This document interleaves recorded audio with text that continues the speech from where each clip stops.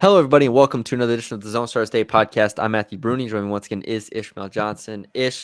Today we have part one of our tournament preview bonanza thing, whatever you want to call it, blowout sale. It's coming on Monday. Monday will be the big breakdown of every single tournament because there's a lot that's going on, women's and men's side. Next week. This week and this weekend in particular, we have a few that we need to get out there and we need to talk about. We'll be talking about the Sun Belt tournament, both men and women, and then the SEC women's and the Big 12 women's. So all of that is set right now. We can start with the Sun Belt because the Sun Belt, we only have one team for both of them, and Texas State has not had great years on either side, specifically the women. So we could just kind of we love Coach Z, but we could kind of just get this one out the way here. For those who haven't seen the bracket of the Sun Belt, you're in for a treat. I'll say that much. Here, let me share my screen. Fake. Let me share my screen. And this isn't new. Again, sorry. No, it isn't new, but it's like the first time. It's the first time we're seeing it in action now. Correct. Yeah, the Southland has done it before, I think. Yes. Anyways, Texas. Oh, let me scroll up a little bit. You can't even see it. Let me hide the banner. You don't get the full goodness in this. There you go. Here's the full picture. So 7 days. It is a full week. This tournament's a full week long. So for those that don't know, there's some background on this. The Sun Belt has been victimized, the wrong word? I don't know. Maybe victimized.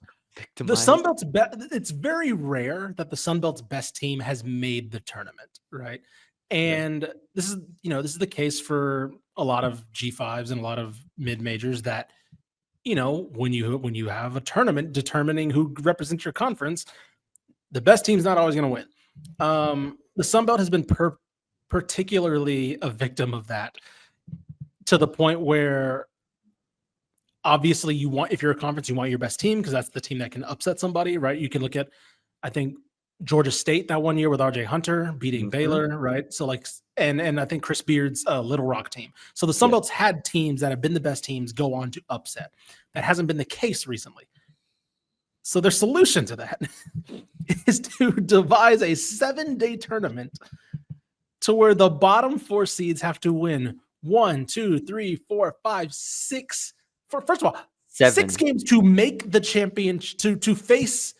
Sorry, the semifinals. 6 games to make the semifinals. 6 games in 6 days. 1, 2, 3, 4, 5, 6, 7.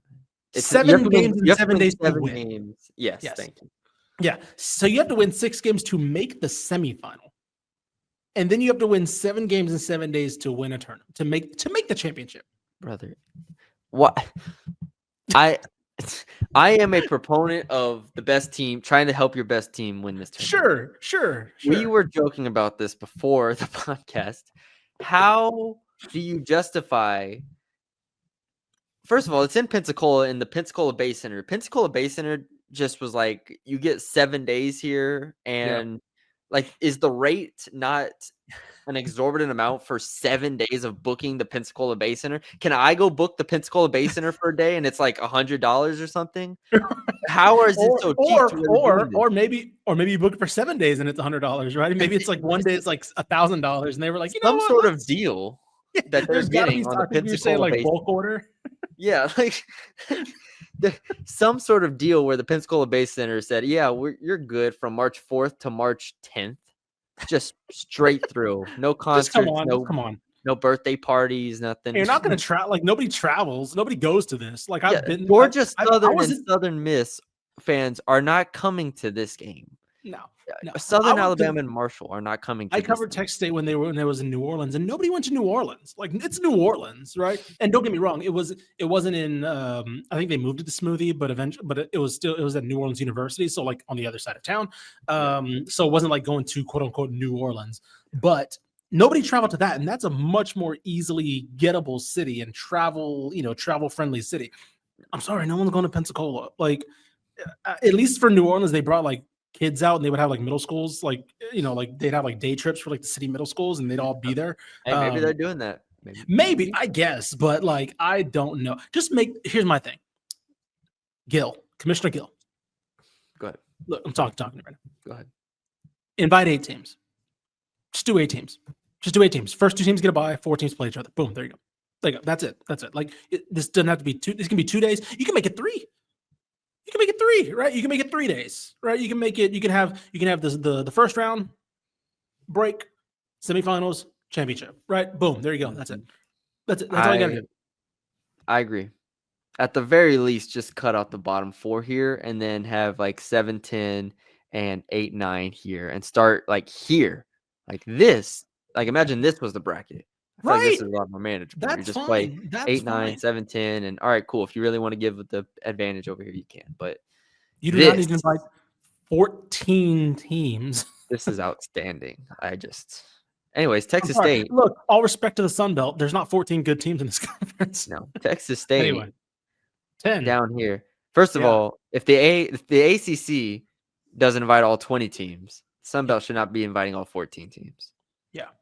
All right, just right. Yes, 100%, 1,000%. Imagine the ACC with a 20-team bracket. That's what we need. Okay, I think the Big Ten also only has 16 of their 18 coming to the tournament. I don't know, something like that. Regardless, Texas State's a 10 seed. They play the winner of South Alabama Marshall. Texas State, we've talked about. This will be kind of our eulogy for Texas State this year, because we're not going to talk about them unless they win the tournament, or if they make the championship, we'll talk about them too. But this will be our eulogy for them. This year went exactly how I think you expected it to go. You were kind of a little lower. You didn't say they were going to be bad, but we were like, they're not going to be great. They ended up 9-9 in conference. They just beat James Madison in double overtime. They end the year 190 in KenPom, 299th in defense. So the defense is which used to be a calling card for Terrence Johnson and, the regime they had there has completely fallen off a cliff. They have a lot of scoring guys, Pope, Gums, Morgan, Benson, so on. Yep. So, and Benson even, I think, got hurt at one point. Yeah. But regardless, it's just not a team that is built like we thought Texas State can build their teams. Yeah, I think this is a team that I think they've found some interesting. Like, Tylen Pope's been a good revelation. All right, I'm showing the men's one here. Let me flip it over. I'm showing the women's one on the screen. Yeah. But the men are 7th. Sorry. Yeah, I think. Is there a world where I can see the men making a semifinal? Maybe. Yeah, I think there is. I think that if you look at the flashes this team has showed, right? They played spoiler. Excuse me. They played spoiler to James Madison. Like you mentioned, in double overtime, James Madison was in the mix to win the conference, and they played spoiler a little bit. So they've shown the ability, and I believe Troy also. They barely lost to Troy, and then they lost they beat South Alabama in overtime. So like they've been like those are all teams that are tied for like the top 4 in the conference. So they've been around there. I think this is the team that can win the conference, win the semi, get to a semifinal. Whoa.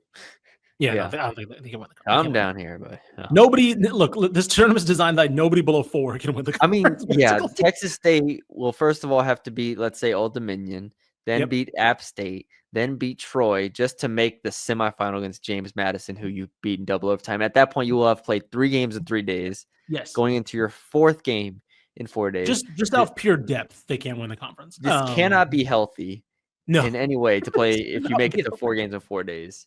Right. So with that being said, I think this is a team that can make a semifinal. I really do. They've kind of hit a revelation with Tylen Pope. He's been fantastic. I don't know if he had any all-conference awards, but I believe he averages he averaged 16 and a half and 6.5 rebounds. Phenomenal player. Again, I think that this is a team that was building towards next year. If they can retain a lot of these guys, I hope they can keep somebody like a Tylen Pope. Caden Gums was okay. I think he kind of stagnated a little bit. I think that's a lot. I think that's asking a lot for him to continue to take the next steps when he's a freshman coming into a sophomore. Regardless, I think this year was a good step for Terrence Johnson. I think he needed this kind of year to prove that he's probably the guy to still help build forward. But now you need to see that approaching 20 wins next year. And I think they need to hit the 20 win mark next year pretty comfortably for him to continue to prove that he is the guy. So if I'm looking at a checklist for Texas State for Terrence Johnson to be comfortable in his job and for the administration, I'm looking at least one tournament win, and I'm looking at I'm going to need to see a roadmap of here's our plan for the offseason. Here's what takes us from this mark to this mark.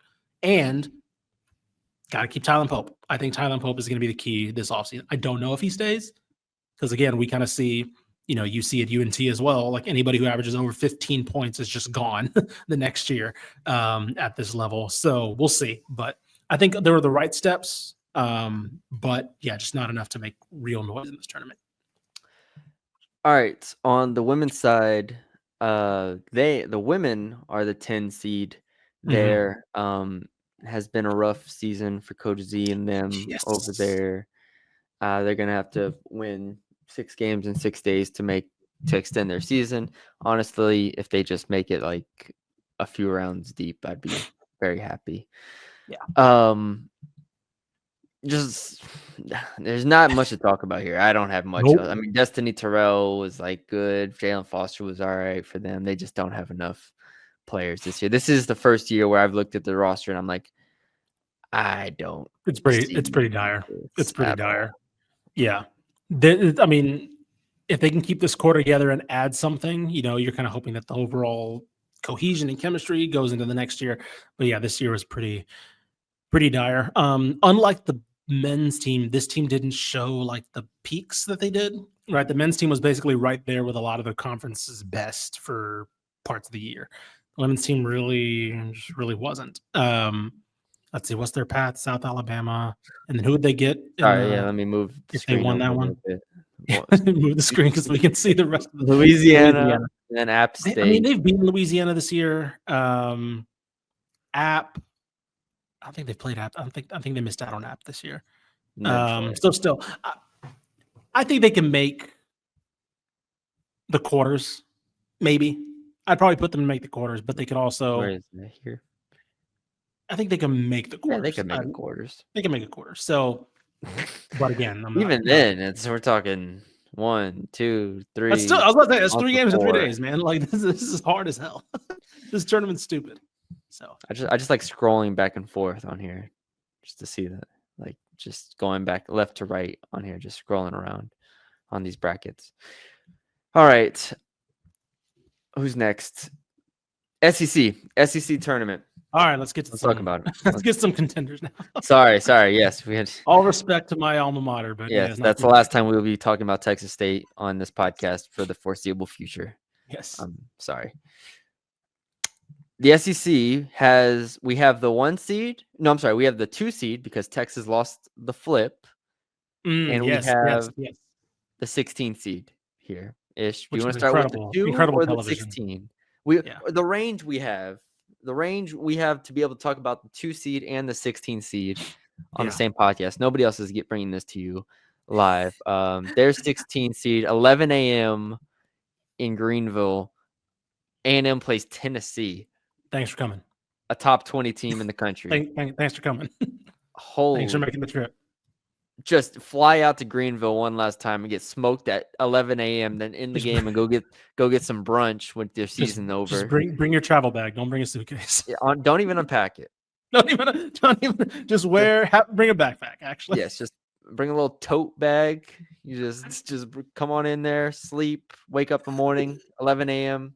Lose, go get some food, fly home, and your season's over. March. We'll 5th. See if does making this is kind of sad. Does making the SEC tournament save Joni Taylor's job? What do you mean? Everybody makes the SEC tournament. Oh, that's right. Yeah, it's only 16. It's not like the Big Ten where there's 18. She couldn't miss it. She couldn't miss it. I forgot that they miss it. Ish. There's 16 teams in there. And okay. So correction then. Everybody else get back on the bus. And, I'll tell you what, Joni No. Maybe hand out some resumes or something. Dead last is crazy. And the fact you have to play Texas A&M being dead last is crazy. Yes. and the fact that you're playing Tennessee in the first round, not even like Mississippi State or one of these other unranked teams. Like Nope. Tennessee was 14th in the country or 11th in the country like 2 weeks ago. Yeah. Thanks for coming. That's it. All right, that's the last time we're talking about Texas A&M on here, unless if something happens. I was about to say, unless we get some news dropping. Yeah. Texas is the 2 seed. They lost the coin flip. I don't know if you saw it. At halftime of the LSU Ole Miss game, I'm at the LSU game, and on the computer, I pulled up the SEC network, and I just see right there, boop. Why am I blanking on the Sankey thing? I almost said Starkey because LSU coach. Whatever. Sankey, not Bob Starkey. Greg Sankey out there with the coin. It has one side South Carolina, one side Texas. They literally had this custom made for this special moment. And they flips it, boom, puts it on his hand, and it's South Carolina as the 1 seed. Yep. And that was it was the funny reaction from the Texas players because they were like obviously watching it live, and like they just celebrated winning the SEC. Then they're like, oh, okay. Like it wasn't like sad because like it's just the 2 seed, but like there was like, oh, all right. Like it was very much like I forgot who it was, but it was like somebody was like, God's got us, God's got. Oh, okay. Did they really? I didn't hear. It was literally saying like, God's got us, God's got it. And I was like, whoa, don't put pressure on God to give you the 1 seed. All right, like that's not the SEC tournament. Not even. Yeah, like it's not like you're trying to like you're a bubble team trying to make the NCAA. Like you're just the 1 seed. It's calm down. Y'all are fine. All right, first world problems here. Yeah, that's legitimately first world problem for Texas falling out. Guys, like don't bring my name into this. Instead of playing at 12 o'clock, which South Carolina will be playing at 12 o'clock as the 1 seed, they gotta wait a little bit. ESPN. Texas will be playing at 6 o'clock on the SEC network. So if you don't have SEC network, that could be a really good like Ole Miss versus Texas. That could be an awesome potential game. If I mean, it was a great game when they played. I don't know if it was a great game, but it was a competitive game. Yeah. For a while. Even Mississippi State, the 10 seed, recently I think gave Texas a little bit of a game. So we'll have a good game there. That's on Friday, March 7th. That's when the tournament actually starts for these good teams. Is Friday, March 7th. So they play at 6, and then they'll play the winner of LSU Alabama. LSU without Flau'jae Johnson for this stretch had just lost to Alabama, so maybe Alabama gets them again. Wouldn't shock me. Maybe. If not, we get LSU Texas part 2. I still don't know if there's an well, we said Aaliyah Moore might be out for the year. They're hoping maybe to get her back for the NCAA tournament at some point. But regardless, I do want to take this time also to talk about the SEC awards that came out. Back-to-back individual conference player of the year awards from Madison Booker. Yes, Madison Booker, player of the year. Personally, if I had a ballot, she would not have been my player of the year, but that's okay. I just don't. The efficiency, I'll tell you who it was, but the efficiency wasn't quite there for Madison the way it was last year. I looked at her numbers side by side, and it was just like she really dipped down. She's at 15 points per game on 41% shooting, so on and so forth. And Texas is such a Vic Schaefer's my coach of the year in the SEC though. I don't know if he actually ended up winning it. Did he end up winning it? I don't think he did. Yeah, Schaefer did win. He did. Schaefer won it. So good. That would have been my vote as well. And also defensive player of the year, to get my Texas love out the way here before I say I wouldn't have voted Madison Booker. Rory Harmon would have been my defensive player of the year. It ended up going to Claris Track for Kentucky, who just averaged the most blocks. I think Rory Harmon should have won. I think her ball pressure and the way that she can affect games by extending that pressure and being able to guard 1 through 3, even though she's smaller, she was put on Michaela Williams at times. She was put on some of these top guards, and she is the head of the snake for one of the best defenses in the country. So Rory Harmon would have been my defensive player of the year on my ballot. Yeah. With all that being said, I would have had go ahead. I think Booker was the only player to make either first or second team from Texas too, which I think is a little crazy. But that's another thing. I would have Taylor Jones on the second team. Taylor Jones to me is I don't know how she's not on the second team. Get Madison Scott out of here. Mhm. Yeah. By the way, I will say, quick shout out to Deanna Gaston. 22 points a She game at was hooping. Auburn, second She was team, hooping. second team all conference. So She was shout hooping. out to former Texas, She was hooping. Texas forward player Deanna Gaston for doing her Yes. thing.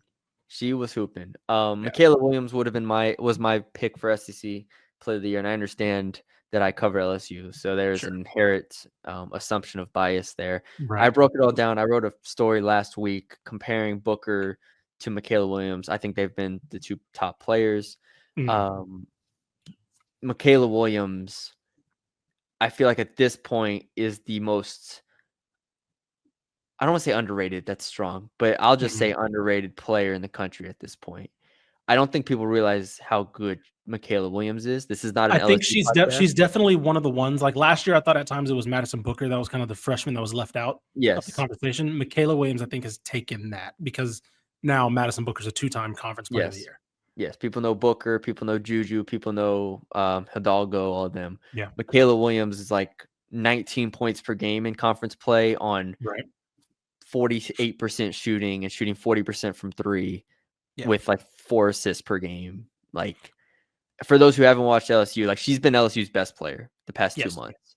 Yes. And I was like, if you're gonna leave someone out, like if they were gonna leave someone out of the all SEC first team, as crazy as it sounds, I was gonna say leave Flau'jae out instead of Michaela. Like that's how highly I think of Michaela at this point. So, anyways, I say all that. Madison Booker is definitely deserving. Texas was a great team. She's better than Michaela defensively for sure, and she's better than her as a rebounder because she is like a little bigger with the. She goes for the boards more. So Madison is better in areas, but that was my reasoning. Speaking of star sophomores, Malaysia Fawali's sixth woman of the year, which I still think is insane that she can come off the bench, but whatever. Hey, don't say that because South Carolina fans are going to think that you're hating on Dawn Staley for acquiring. Kenny Brooks and Kim Mulkey were both like, man, they have so much talent, 10 on McDonald's All-Americans. And South Carolina fans were like, how dare they complain? What, you say she can't coach? Yeah, what are you saying? She has too much talent here? Like, yes, guys, exactly what I'm saying. These coaches are literally just saying that she has done an incredible job of getting 10 players. But yeah, Full Wiley. Sorry, or if you want to read off the other individual awards. Blake's from Vanderbilt was the freshman of the year. Newcomer was Georgia Amore. Like I said, DPOY. I was glad that Kentucky got something because it's hard to not give it to Vic Schaefer first year winning the conference, but Kenny Brooks definitely deserves some love. Yes. Kenny Brooks definitely deserves some love there. He would have been my second pick there. Vic Schaefer doing what he's done this year, especially considering the injury to Liam Moore. Yep, I think has been incredible. So, good group. Really interested to see how the SEC tournament plays out. Texas will clearly have to go through one of the Mississippis and then potentially LSU. Who you got?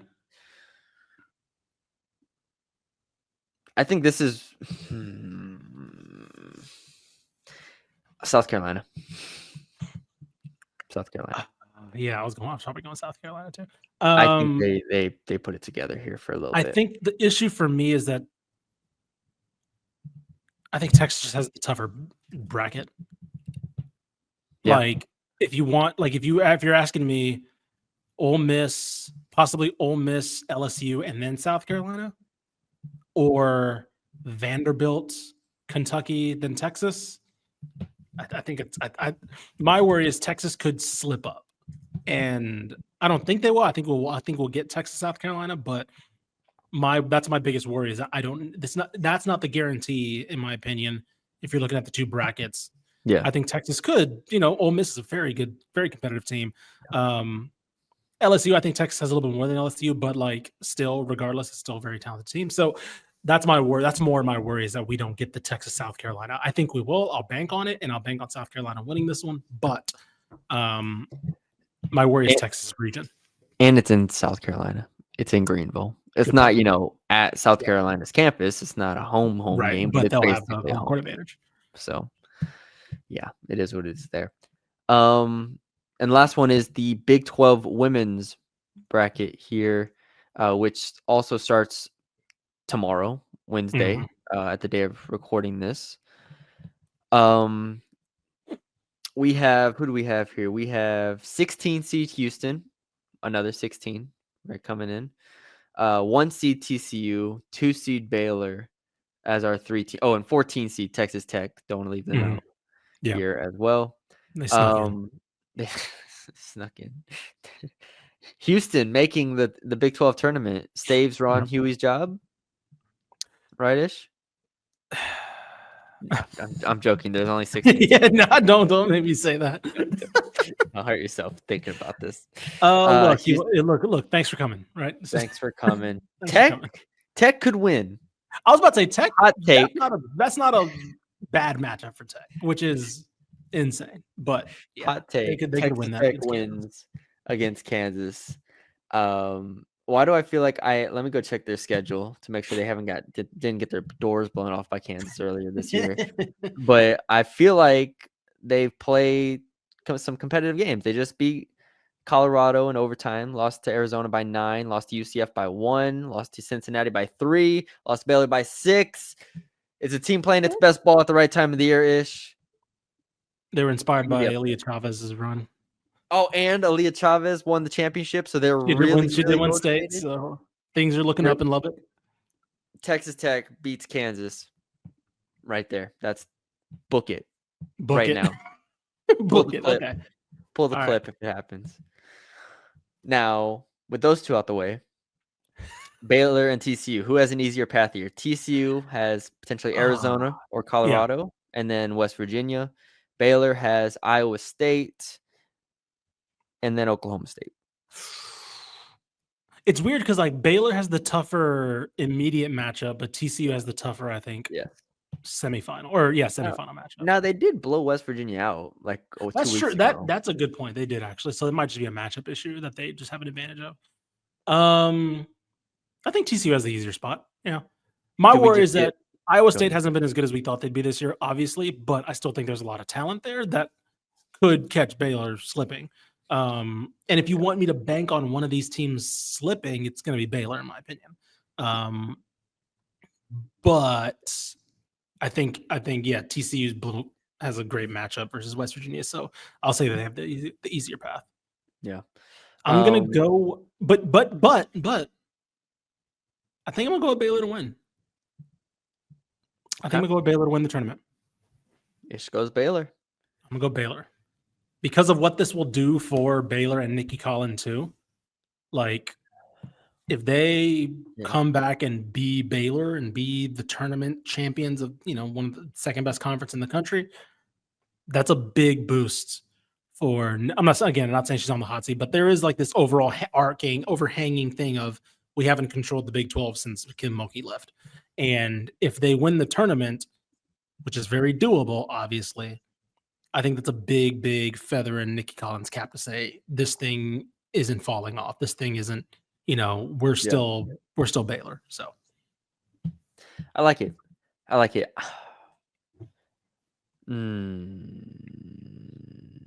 don't trust Baylor. I was about to say you're definitely not convinced. I don't trust them. Give me TCU. Just give me TCU. That's fair, man. Like, look, if we're picking one team that's had more ups and downs, it's been Baylor. I'll say this: TCU could play Kansas State, who's the 5 seed up here. If Kansas State beats West Virginia here, we could get TCU Kansas State. And Kansas State is not, I think is a worse matchup than West Virginia is for TCU. So that could present some problems here for Kansas State. For TCU, sorry. TCU. But I am going to pick TCU. There you go. So, all right, there are our previews for the first 4 brackets. We will have the American, Southland, WAC, Conference USA, and SWAC all on Monday. The American will start on Friday, I believe it is, or Thursday, Friday.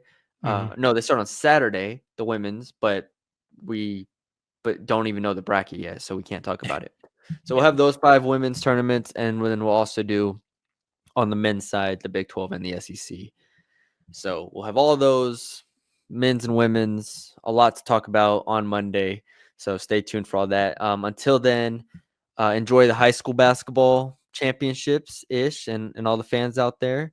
Yeah. And we'll be back once that's over. It's damn near tournament time. It's March, So baby. we are here. Thank you all for joining us. Thank you all for sticking with us throughout the year and tuning in. I'm Matthew Brune, and for Ishmael Johnson, we will talk to y'all later.